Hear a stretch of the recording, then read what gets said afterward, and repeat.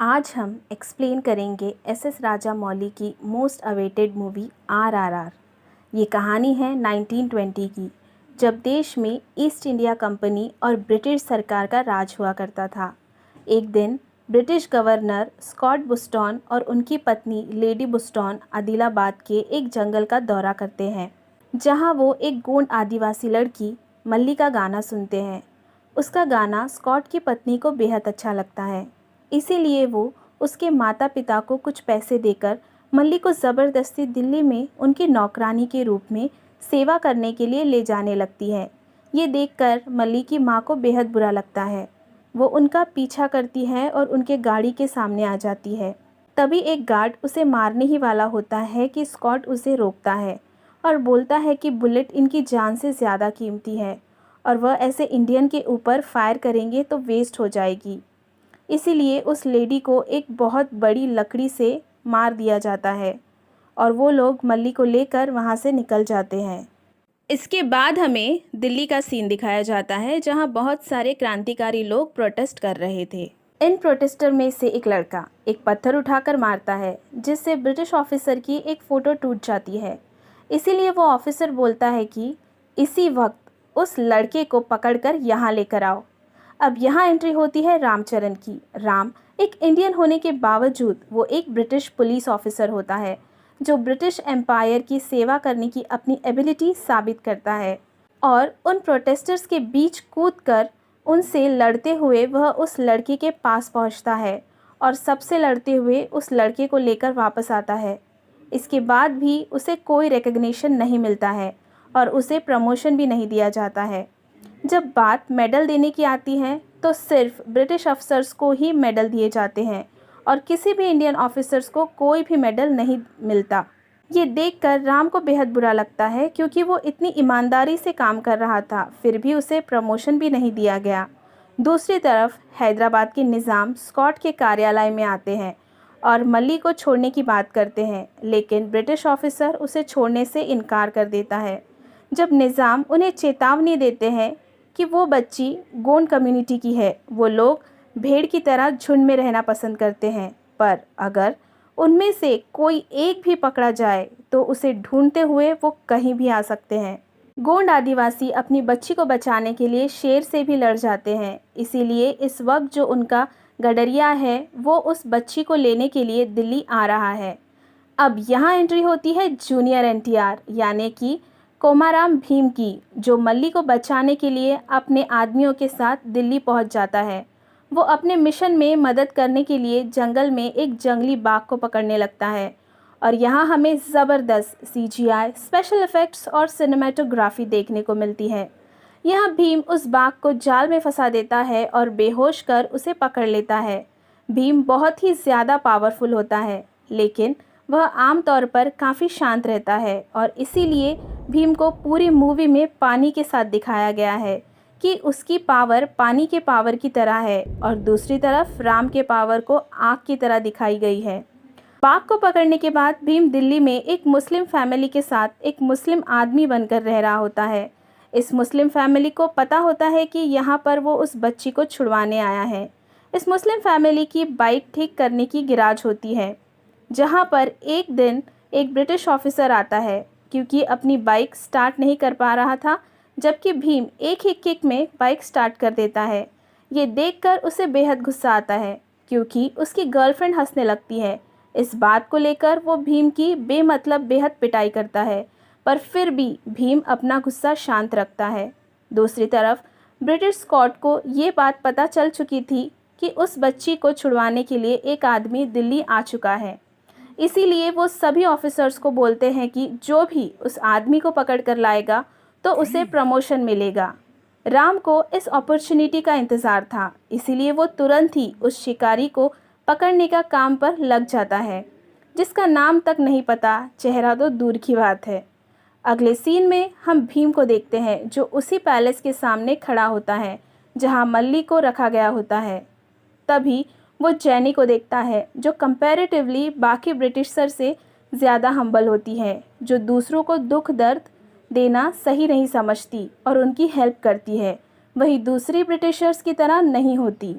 उसे देख भीम को समझ में आ जाता है अगर उसे पैलेस के अंदर जाना है तो जेनी ही उसे अंदर लेकर जा सकती है। अगले सीन में हम राम को देखते हैं जो क्रांतिकारियों की एक बैठक में जाता है। उसे पता होता है कि इन लोगों के बीच में रहेगा तभी उसे उस शिकारी के बारे में पता चलेगा।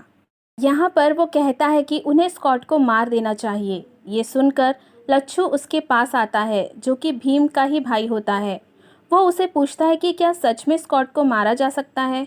इसमें वो राम से मदद मांगता है और भीम से मिलवाने उसे लेकर जाने लगता है, पर रास्ते में पुलिस उन्हें रोक लेती है। तो राम चुपके से अपना बैच उसे दिखाता है तो वो उन्हें आगे जाने के लिए बोलते हैं, पर गलती से वो ऑफिसर राम को सल्यूट कर देता है और यहाँ देखते ही लच्छू समझ जाता है कि वह भी ब्रिटिश के साथ मिला हुआ है।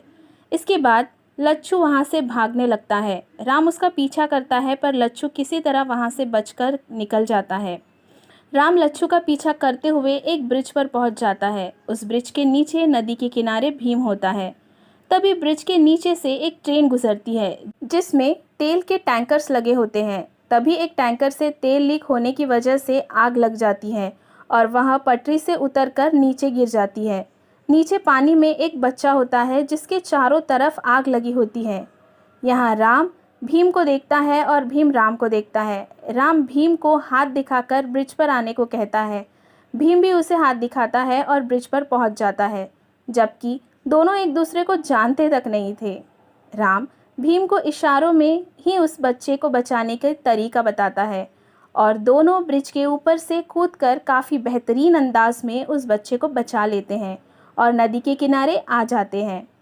और इस तरह इन दोनों की अचानक मुलाकात हो जाती है और दोनों एक दूसरे के दोस्त बन जाते हैं। समय के साथ दोनों में इतनी गहरी दोस्ती हो जाती है कि दोनों एक दूसरे को भाई मानने लगते हैं। वहीं राम यहाँ पर लच्छू का स्केच बनाकर हर किसी से लच्छू के बारे में पूछ रहा होता है, पर उसे अब तक कुछ भी पता नहीं चलता। एक दिन जब राम और भीम बाइक से जा रहे होते हैं तभी वहाँ पर भीम जेनी को देखता है। यहाँ राम समझ जाता है कि भीम को जेनी से बात करनी है, इसीलिए वह उसके कार के सामने जाकर रास्ते पर कुछ कील फेंक देता है और जैसे ही जेनी अपनी कार लेकर उनके ऊपर से गुजरती है उसका टायर पंचर हो जाता है। अब यहाँ पर राम जेनी से अंग्रेज़ी में कहता है कि अगर वह चाहे तो भीम उसे अपनी बाइक पर छोड़ देगा। इसके बाद भीम जेनी को लेकर बाज़ार में जाता है जहाँ पर जेनी उसे एक इनविटेशन कार्ड देती है और उसे अपने घर में हो रही एक पार्टी में इनवाइट करती है। भीम और राम दोनों इस पार्टी में सूट बूट पहनकर पहुंच जाते हैं। अब ये वही नाचो नाचो सॉन्ग होता है जो सोशल मीडिया में काफ़ी ट्रेंड कर रहा है, जहां दोनों ज़बरदस्त डांस करते हैं। इसके बाद जेनी भीम को चाय पिलाने के लिए उसे लेकर पैलेस के अंदर ले जाती है, जहां उसे मल्ली का गाना सुनाई देता है, जिसे सुन वो उसे ढूंढने लगता है और फाइनली मल्ली उसे मिल जाती है। मल्ली उसके साथ जाना चाहती है क्योंकि वह काफ़ी ज़्यादा डरी हुई थी और उन लोगों ने उसे जेल में बंद करके रखा होता है, पर इस वक्त भीम उसे छुड़ा नहीं सकता था, इसीलिए वो बहुत दुखी होकर वहाँ से चला जाता है। दूसरी ओर राम भी लच्छू को ढूंढते हुए लच्छू के पास पहुँच जाता है और उसे पकड़ लेता है और उसके भाई के बारे में पूछताछ कर उसे बहुत मारता है। जब राम उसे मारकर थोड़ी देर के लिए बाहर जाता है तो लच्छू यहाँ पर उसके पास में आए एक सांप को पकड़ लेता है और इस बार राम जैसे ही अंदर आता है वह उसके ऊपर उस सांप को छोड़ देता है। वो सांप राम को काट लेता है जिससे कि 1 घंटे में उसकी डेथ हो जाएगी। अब यहाँ पर वो लच्छू को छोड़ देता है। राम यहाँ पर मरते हुए हालात में भीम के पास जाता है और भीम जल्दी से उसे जड़ी बूटी बनाकर पिला देता है, जिसकी वजह से राम की हालत सुधरने लगती है। लेकिन अब यहाँ राम को भीम के गले में वही माला दिखाई देती है जो उसने लच्छू के गले में देखी थी और वो समझ जाता है कि भीम ही लच्छू का भाई है। भीम ही वो शिकारी है जिससे उसे ज़िंदा पकड़ना है, जिससे उसे प्रमोशन मिलेगा। यहाँ राम की हालत ख़राब होती है, फिर भी भीम उसे इस हालत में छोड़कर मल्ली को बचाने के लिए निकल जाता है, क्योंकि आज पैलेस में एक बहुत बड़ा फंक्शन होने की वजह से लोग अंदर जा सकते हैं। इसीलिए भीम मौका देखकर उसने पकड़े हुए जानवरों से भरा ट्रक लेकर गेट तोड़ते हुए पैलेस के अंदर चला जाता है और सारे जानवर छोड़ देता है। अब सभी जानवर अंधाधुंध उन सब पर अटैक करते हैं। अब यहाँ पर भीम मल्ली के पास पहुँच ही गया होता है कि वहाँ पर पीछे से राम आ जाता है, जो अब काफ़ी हद तक ठीक हो गया था। यहाँ पर राम और भीम के बीच बहुत लंबी फाइट होती है, जिसमें एट दी एंड मल्ली को गन पॉइंट पर ले लिया जाता है और अब भीम के पास और कोई चारा नहीं होता है। वो तो खुद ही सरेंडर कर देता है। अब भीम को पकड़ लिया जाता है और उसके सभी साथी भाग जाते हैं। अगले दिन भीम को जिंदा पकड़ने के लिए राम को प्रमोशन मिल जाता है और अब उसे इस जगह का इंचार्ज बना दिया जाता है जहां पर सारे हथियार रखे जाते हैं, पर एग्जैक्टली यही उसे चाहिए था। अब सीन शिफ्ट होता है फ्लैशबैक में और यहाँ पर हम देखते हैं कि राम के पिता भी ब्रिटिश के अंडर काम करते थे और वह भी एक सिपाही थे, पर एक दिन वह देखते ही वही ब्रिटिश स्कॉट बॉक्सटन जो आज दिल्ली का गवर्नर बन बैठा है, उस वक्त वो उनके बटालियन का हेड होता है। वह गांव के एक सरपंच को ब्रिटिश अधिकारी के साथ गांव वालों के हक के लिए बात करने पर उसे मौत की सज़ा देता है और सभी गांव वालों के सामने उसे मार देता है। ये देखकर राम के पिता को अच्छा नहीं लगता है, इसीलिए वो अपनी जॉब छोड़ देते हैं। इसके बाद वह अपने गांव जाते हैं और अपनी सेना बनाने लगते हैं। उनके पास बंदूक नहीं होती, इसीलिए लकड़ी की बंदूक पर हर एक से प्रैक्टिस करवाते हैं। पर एक दिन राम चुपके से उनकी बंदूक ले लेता है और बेहद दूर से सटीक निशाना लगाता है। राम का निशाना बेहद ही अच्छा होता है। वह एक शार्प शूटर की तरह टारगेट पर दूर से ही निशाना लगा लेता है। ये देखकर उसके पिता बेहद खुश हो जाते हैं। तभी वहाँ पर बहुत सारे ब्रिटिश ऑफिसर इन पर अटैक कर देते हैं। राम के पिता अपने पूरे गांव वालों को बचाने के लिए खुद ही कुर्बानी दे देते हैं और सभी लोग भाग जाते हैं, लेकिन राम के पिता की डेथ हो जाती है और जो लास्ट गोली उन्हें लगती है वो राम ने ही मारी होती है, क्योंकि राम के पिता ने अपनी पूरी बॉडी पर बम को लगा लिया था और वह जानबूझकर ब्रिटिश ऑफिसर के सामने चले गए थे ताकि पीछे से राम उन्हें शूट करे और बम वहीं पर ब्लास्ट हो जाए, क्योंकि अब उनके पास सिर्फ एक ही बुलेट बची होती है और राम ऐसा ही करता है। पर इसके बाद वह अपने पूरे गांव वालों से वादा करता है कि वह हर किसी को बंदूक दिलाकर रहेगा ताकि वहाँ लोग ब्रिटिशर का सामना कर सके, और इसी इरादे से दिल्ली आया होता है और इतने वक्त से वो यह पर पुलिस के अंडर में काम भी इसीलिए कर रहा होता है कि उसे एक दिन ऐसा प्रमोशन मिल जाए कि वह ऐसे ही किसी जगह पर इंचार्ज बन जाए जहाँ से वह सारी बंदूक लेकर जा सके, अपने गांव वालों को दे दे। और फाइनली आज वो उस मुकाम पर पहुंच चुका होता है।